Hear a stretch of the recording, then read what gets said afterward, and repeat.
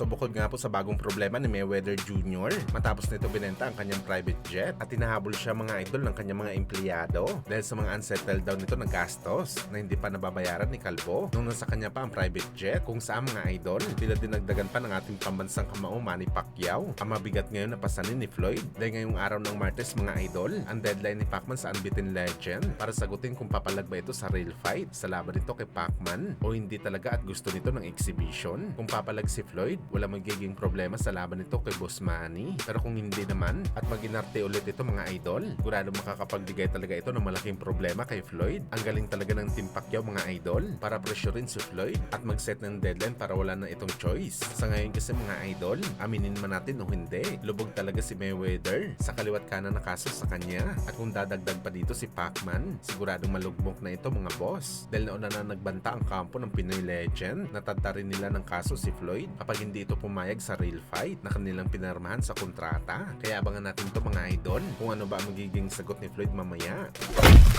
Samantala sa bakbakan naman po ni John Rolito Casimero kalaban sa Luis Nery, napabalita mga idol na mangyayari sa May 7 sa Japan ang bakbakan nila. Bali meron pa ito 3 linggo mga boss bago mangyari ang sagupaan ng Meksikano at Pinoy, kung saan mga idol talagang isang good move talaga ito ang ginawa ng Kamida Promotion na ilagay ang laban ni Casimero at Nery sa Japan. Madami talaga manonood sa Japan mga idol. Marami kasi supporters ang parehong fighter mga idol sa Japan, at kung gaano kadami ang kanilang supporters, ganun din kadami ang kanilang haters. At ang kinaganda dito mga boss, 5 araw lang ang pagitan nito mga idol sa laban ni Junto Nakatani at Naoya Inoue nagaganapin sa May 2. Sasabayan talaga ng boxing event ng Kamida Promotion, ang pinakamalaking laban na mangyayari sa Japan, at hindi na rin tayo magugulat mga boss na posibleng manood dito si Naoya Inoue, lalo pa pareho nito kilala ang dalawang fighter. Kaya abangan natin mga idol ang official announcement ng bakbakan.